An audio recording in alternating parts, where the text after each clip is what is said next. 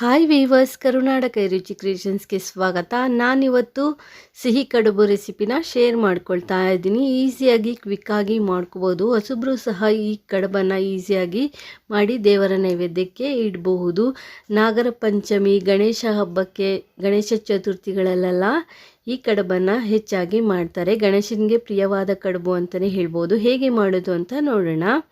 ನಾನಿಲ್ಲಿ 1 ಚಮಚ ಗಸಗಸೆ ಹಾಗೆ 1 ಚಮಚ ಬಿಳಿ ಎಳ್ಳನ್ನು ತೆಗೆದುಕೊಂಡಿದ್ದೀನಿ. ನೀವು ಇಲ್ಲಿ ಬಿಳಿ ಎಳ್ಳು ಅಥವಾ ಕಪ್ಪು ಎಳ್ಳು ಯಾವುದಾದ್ರು ತೆಗೆದುಕೊಂಡು ಮೀಡಿಯಮ್ ಊರಿನಲ್ಲಿ ಇಟ್ಕೊಂಡು ಚೆನ್ನಾಗಿ ಫ್ರೈ ಮಾಡ್ಕೊಳ್ಳಿ. ಸ್ವಲ್ಪ ಪರಿಮಳ ಬರುತ್ತೆ, ಅಂದರೆ ಗಸಗಸೆ ಮತ್ತು ಎಳ್ಳು ಸ್ವಲ್ಪ ಸಿಡಿಯುತ್ತೆ, ಒಂದು ಸ್ವಲ್ಪ ಕಲರ್ ಲೈಟಾಗಿ ಚೇಂಜ್ ಆಗುತ್ತೆ. ಅಲ್ಲಿವರೆಗೂ ಹುರ್ಕೊಂಡು ಒಂದು ಪ್ಲೇಟ್ ಮೇಲೆ ತೆಕ್ಕೊಳ್ಳಿ. ಅದೇ ಪ್ಯಾನ್ಗೆ ನಾನಿಲ್ಲಿ 2 ಕಪ್ ಆಗುವಷ್ಟು ತುರಿದಿರುವಂತಹ ತೆಂಗಿನಕಾಯನ್ನು ಸೇರಿಸ್ಕೊಳ್ತಾ ಇದ್ದೀನಿ. ಅಂದರೆ ಒಂದು ಇಡೀ ತೆಂಗಿನಕಾಯಿನ ನಾನಿಲ್ಲಿ ತುರಿದ್ಬಿಟ್ಟು ತೆಗೆದುಕೊಂಡಿದ್ದೀನಿ. ದಪ್ಪ ಕಾಯಿ ತುರಿ ಜಾಸ್ತಿ ಬರುವಂಥ ಕಾಯಿ ತೆಗೆದುಕೊಂಡ್ರೆ ಒಂದೇ ಕಾಯಿ ಸಾಕಾಗುತ್ತೆ. ಅಥವಾ ಈ ರೀತಿ ಒಂದು ಕಪ್ಪಲ್ಲಿ ಮೆಜರ್ ಮಾಡ್ಕೊಳ್ಳಿ. ಯಾವ ಕಪ್ಪಲ್ಲಿ ತೆಂಗಿನಕಾಯಿ ತೆಗೆದುಕೊಂಡಿರ್ತೀರ ಆ ಕಪ್ಪಲ್ಲಿ 1 ಕಪ್ ಆಗೋಷ್ಟು ಬೆಲ್ಲನ ತೆಗೆದುಕೊಂಡು ಒಂದು 1/4 ಕಪ್ಪು ನೀರು ಹಾಕಿ ಬೆಲ್ಲನ ಕರಗಿಸ್ಕೊಂಡಿರುವಂಥ ಬೆಲ್ಲನ ನಾನಿಲ್ಲಿ ತೆಂಗಿನಕಾಯಿಗೆ ಸೇರಿಸ್ಬಿಟ್ಟು ನಾನಿಲ್ಲಿ ಚೆನ್ನಾಗಿ ಮಿಕ್ಸ್ ಮಾಡ್ಕೊಳ್ತಾ ಇದ್ದೀನಿ. ಸ್ವಲ್ಪ ನೀರೆಲ್ಲ ಹಿಂಗ್ಬಿಟ್ಟು ಸ್ವಲ್ಪ ಗಟ್ಟಿ ಆಗಬೇಕು, ಅಲ್ಲಿವರೆಗೂ ಚೆನ್ನಾಗಿ ಫ್ರೈ ಮಾಡ್ಕೊಳ್ಳಿ. ಚೆನ್ನಾಗಿರೋ ಬೆಲ್ಲ ಆದರೆ ನೀವು ಇಲ್ಲಿ ಡೈರೆಕ್ಟಾಗಿ ಸೇರಿಸ್ಬೋದು, ಬೆಲ್ಲದ ಪುಡಿ ಇದ್ದರೆ. ಅಥವಾ ಸ್ವಲ್ಪ ಬೆಲ್ಲದಲ್ಲಿ ಏನಾದರೂ ಕಸ ಇರುತ್ತೆ ಅಂದರೆ ಕರಗಿಸ್ಬಿಟ್ಟು ಅದನ್ನ ಫಿಲ್ಟರ್ ಮಾಡಿ ಸೇರಿಸ್ಕೊಳ್ಳಿ. ನಾನು ತೋರಿಸ್ತಾ ಇದ್ದೀನಲ್ಲ ಜಾಮೂನ್ ಕಪ್ಪು, ಆ ಕಪ್ಪಲ್ಲಿ 1 ಕಪ್ಪು ಹುರುಗಡ್ಲೆ, ಒಂದು 4 ರಿಂದ 5 ಏಲಕ್ಕಿಯನ್ನು ಸೇರಿಸ್ಬಿಟ್ಟು ಪುಡಿ ಮಾಡ್ಕೊಂಡಿದ್ದೀನಿ. ಆ ಪುಡಿಯನ್ನು ನಾನಿಲ್ಲಿ ಸೇರಿಸ್ಕೊಳ್ತಾ ಇದ್ದೀನಿ.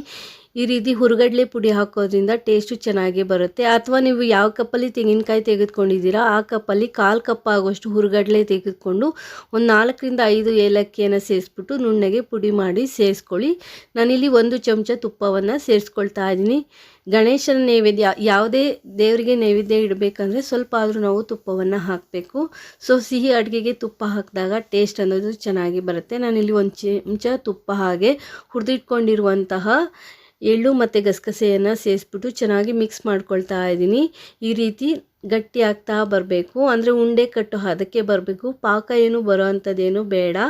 ನಾವು ತೆಂಗಿನಕಾಯಿ ಹೋಳಿಗೆಗೆ ಹೂರ್ಣ ಮಾಡ್ಕೊಳ್ತೀವಲ್ಲ ಆ ರೀತಿ ಮಾಡಿಕೊಂಡ್ರೆ ಸಾಕಾಗುತ್ತೆ. ನಂತರ ನಾನಿಲ್ಲಿ ಹೂರ್ಣ ಎತ್ತಿಟ್ಕೊಂಡು 2.5 ಕಪ್ ಆಗುವಷ್ಟು ನೀರನ್ನು ಒಂದು ಪ್ಯಾನ್ಗೆ ಸೇರಿಸ್ಕೊಂಡಿದ್ದೀನಿ. ರುಚಿಗೆ ತಕ್ಕಷ್ಟು ಉಪ್ಪನ್ನು ಸೇರಿಸ್ಕೊಳ್ಳಿ. ನಾನಿಲ್ಲಿ ಒಂದು 1/4 ಚಮಚಗಿಂತ ಸ್ವಲ್ಪ ಜಾಸ್ತಿ ಉಪ್ಪನ್ನು ತೆಗೆದುಕೊಂಡಿದ್ದೀನಿ. ನಾನಿಲ್ಲಿ ಒಂದು ಬೌಲಲ್ಲಿ 2 ಚಮಚ ಮೈದಾನ ತೆಗೆದುಕೊಂಡು ಸ್ವಲ್ಪ ನೀರನ್ನು ಸೇರಿಸ್ಬಿಟ್ಟು ಚೆನ್ನಾಗಿ ಮಿಕ್ಸ್ ಮಾಡಿ ನೀರಿಗೆ ಸೇರಿಸ್ಕೊಳ್ತಾ ಇದ್ದೀನಿ. ಕುದೀತಾ ಇರುವಂಥ ನೀರಿಗೆ ಸೇರಿಸ್ಕೊಳ್ಳಿ. ನೀವಿಲ್ಲಿ ಮೈದಾ ಆದರೂ ತೆಗೆದುಕೋಬೋದು ಅಥವಾ ಅಕ್ಕಿ ಹಿಟ್ಟಾದರೂ ತೆಗೆದುಕೋಬೋದು. ಬಟ್ 1 ಚಮಚ ಮಾತ್ರ ಮೈದಾ ತೆಗೆದುಕೋಬೇಕಾಗತ್ತೆ. ಹೊಸದಾಗಿ ಮಾಡೋ ಅಂಥವ್ರು ಮೈದಾ ಸೇರಿಸೋದ್ರಿಂದ ಕ್ರ್ಯಾಕ್ಗಳು ಬರಲ್ಲ, ಅದಕ್ಕೋಸ್ಕರ. ಸೊ ನಂತರ ನಾನಿಲ್ಲಿ 2 ಕಪ್ ಆಗುವಷ್ಟು ಅಕ್ಕಿ ಹಿಟ್ಟನ್ನು ಸೇರಿಸ್ಬಿಟ್ಟು ಚೆನ್ನಾಗಿ ಈ ರೀತಿ ಮಿಕ್ಸ್ ಮಾಡ್ಕೊಳ್ತಾ ಇದ್ದೀನಿ. ನಾವು ರೊಟ್ಟಿಗೆಲ್ಲ ಮಿಕ್ಸ್ ಮಾಡ್ಕೊಳ್ತೀವಲ್ಲ ಆ ರೀತಿ ಚೆನ್ನಾಗಿ ಮಿಕ್ಸ್ ಮಾಡಿಕೊಂಡು ಲೋ ಫ್ಲೇಮಲ್ಲೇ ಇಟ್ಕೊಂಡು ನಾವಿಲ್ಲಿ ಮಿಕ್ಸ್ ಮಾಡಬೇಕಾಗತ್ತೆ. ಅಕ್ಕಿ ಹಿಟ್ಟನ್ನು ಹಾಕ್ಕೊಂಡು ಚೆನ್ನಾಗಿ ಈ ರೀತಿ ಮಿಕ್ಸ್ ಮಾಡಿ ಸ್ಪೂನ್ಗೆ ಅಂಟ್ಕೊಂಡಿರುವಂಥದ್ದನ್ನೆಲ್ಲ ರಿಮೂವ್ ಮಾಡ್ಕೋಬೇಕು. ಚೆನ್ನಾಗಿ ಮಿಕ್ಸ್ ಮಾಡ್ಕೊಂಡ ನಂತರ ನಾವು ಫ್ಲೇಮನ್ನು ಆಫ್ ಮಾಡಿ ಸ್ಪೂನ್ಗೆ ಅಂಟ್ಕೊಂಡಿರುವಂಥದ್ದನ್ನೆಲ್ಲ ಈ ರೀತಿ ರಿಮೂವ್ ಮಾಡಿಬಿಟ್ಟು ಒಂದು ಲಿಡ್ ಕವರ್ ಮಾಡಿ ಒಂದು 5 ರಿಂದ 10 ನಿಮಿಷ ಹಾಗೆ ಅದನ್ನ ಅರಳಲಿಕ್ಕೆ ಬಿಟ್ಬಿಡಿ. ಸ್ವಲ್ಪ ಬಿಸಿಯಲ್ಲೇ ಅರಳಿ ಒಂದು ಮ್ಯಾಶರಿಂದ ಅಥವಾ ಲೋಟದ ಬ್ಯಾಕ್ ಸೈಡಿಂದ ಈ ರೀತಿ ನಾವು ಮ್ಯಾಶ್ ಮಾಡಿಕೊಂಡ್ರೆ ನೀಟಾಗಿ ಹಿಟ್ಟು ಅನ್ನೋದು ನಮಗೆ ಇಲ್ಲಿ ಸೆಟ್ ಆಗುತ್ತೆ. ಕಡುಬು ಮಾಡಲಿಕ್ಕೆ ನಮಗೆ ಈಸಿ ಆಗುತ್ತೆ. ನೋಡಿ, ಈ ರೀತಿ ಚೆನ್ನಾಗಿ ನಾನಿಲ್ಲಿ ಮ್ಯಾಶ್ ಮಾಡಿಕೊಂಡು ಕೈಯಲ್ಲಿ ಮುಟ್ಲಿಕ್ಕೆ ಬಿಸಿ ಅನಿಸಿದ್ರೆ ಒಂದು ಸ್ವಲ್ಪ ಬೌಲಲ್ಲಿ ನೀರಿಟ್ಕೊಂಡು ಕೈಯನ್ನು ಒದ್ದೆ ಮಾಡಿಕೊಂಡು ನಾವಿಲ್ಲಿ ಹಿಟ್ಟನ್ನು ನಾದ್ಕೋಬೋದು.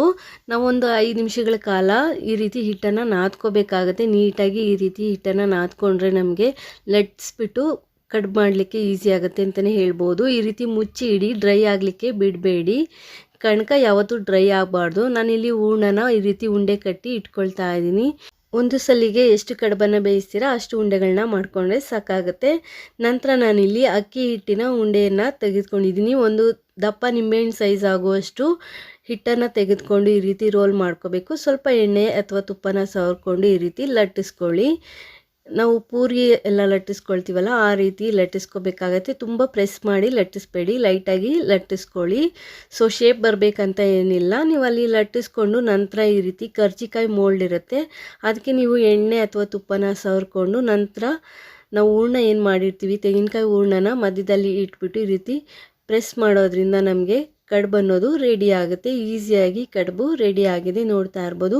ಇನ್ನೊಂದು ಕಡುಬನ್ನು ಸಹ ನಾನು ಇದೇ ರೀತಿ ಮಾಡಿ ತೋರಿಸ್ತಾ ಇದ್ದೀನಿ. ಸಣ್ಣ ಬಾಲ್ ಸೈಜು ಅಥವಾ ನಿಂಬೆಹಣ್ಣು ಸೈಜ್ ಆಗುವಷ್ಟು ಹಿಟ್ಟನ್ನು ತೆಗೆದುಕೊಂಡು ಈ ರೀತಿ ನಾವು ಲಟ್ಟಿಸ್ಕೋಬೇಕಾಗುತ್ತೆ.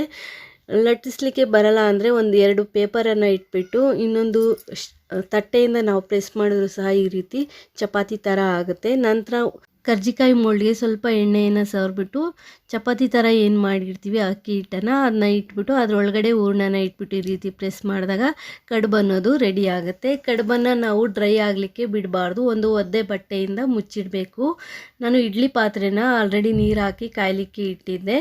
ಈಗ ಒಂದು ಬಟ್ಟೆಯನ್ನು ಇಡ್ತಾ ಇದ್ದೀನಿ. ಬಟ್ಟೆ ಅಥವಾ ನೀವಿಲ್ಲಿ ಬಾಳೆ ಎಲೆಯನ್ನು ಇಟ್ಬಿಟ್ಟು ಕಡುಬನ್ನು ಬೇಯಲಿಕ್ಕೆ ಇಡಬೇಕಾಗುತ್ತೆ. ಮೀಡಿಯಮ್ ಊರಿನಲ್ಲಿ ಇಟ್ಕೊಂಡು ಒಂದು 8ರಿಂದ 10 ನಿಮಿಷಗಳ ಕಾಲ ಕಡುಬನ್ನು ಬೇಯಿಸ್ಕೋಬೇಕು. ಒಂದು ಸಲಿಗೆ ಎಷ್ಟು ನಿಮ್ಮ ಇಡ್ಲಿ ಪಾತ್ರೆಯಲ್ಲಿ ಕಡುಬನ್ನು ಬೇಯಿಸಲಿಕ್ಕೆ ಆಗುತ್ತೆ ಅಷ್ಟು ಕಡುಬನ್ನು ಜೋಡಿಸ್ಬಿಟ್ಟು ನೀವು ಮೀಡಿಯಮ್ ಊರಿನಲ್ಲಿ ಒಂದು 8ರಿಂದ 10 ನಿಮಿಷಗಳ ಕಾಲ ಕಡುಬನ್ನು ಬೇಯಿಸ್ಕೊಳ್ಳಿ. ಹಾಗೆ ಹೊಸದಾಗಿ ಯಾರೆಲ್ಲ ನಮ್ಮ ಚಾನಲ್ ನೋಡ್ತಾ ಇದ್ದೀರಾ ನಮ್ಮ ಚಾನಲ್ನ ಸಬ್ಸ್ಕ್ರೈಬ್ ಮಾಡ್ಕೊಂಡು ನೋಡಿ. ವಿಡಿಯೋ ಇಷ್ಟ ಆದರೆ ಪ್ಲೀಸ್ ಒಂದು ಲೈಕ್ ಕೊಡಿ. ನಾನು ಇದರಲ್ಲಿ ಒಂದು 28 ಕಡುಬನ್ನು ಮಾಡಿಕೊಂಡಿದ್ದೆ. ನಾನು ತೆಗೆದುಕೊಂಡಿರುವಂಥ ಅಕ್ಕಿ ಹಿಟ್ಟು ಮತ್ತು ತೆಂಗಿನಕಾಯಿ ಹೂರಣದಲ್ಲಿ 28 ಕಡುಬನ್ನು ಮಾಡಿಕೊಂಡಿದ್ದೆ. ಸೊ 8 ನಿಮಿಷ ಆದಮೇಲೆ ನಾನು ಫ್ಲೇಮನ್ನು ಆಫ್ ಮಾಡಿ ಇಡ್ಲಿ ಪ್ಲೇಟನ್ನು ಪಕ್ಕಕ್ಕೆ ಎತ್ತಿಟ್ಬಿಟ್ಟು ಒಂದು 2ರಿಂದ 3 ನಿಮಿಷ ಆದಮೇಲೆ ಕಡುಬನ್ನು ತೆಗೆದುಬಿಟ್ಟು ಸರ್ವ್ ಮಾಡಿದ್ದೀನಿ. ವಿಡಿಯೋ ಇಷ್ಟ ಆದರೆ ಒಂದು ಲೈಕ್ ಕೊಡಿ. ಹೊಸದಾಗಿ ಚಾನಲ್ ನೋಡೋರು ಸಬ್ಸ್ಕ್ರೈಬ್ ಮಾಡ್ಕೊಂಡು ನೋಡಿ. Thanks for watching this video.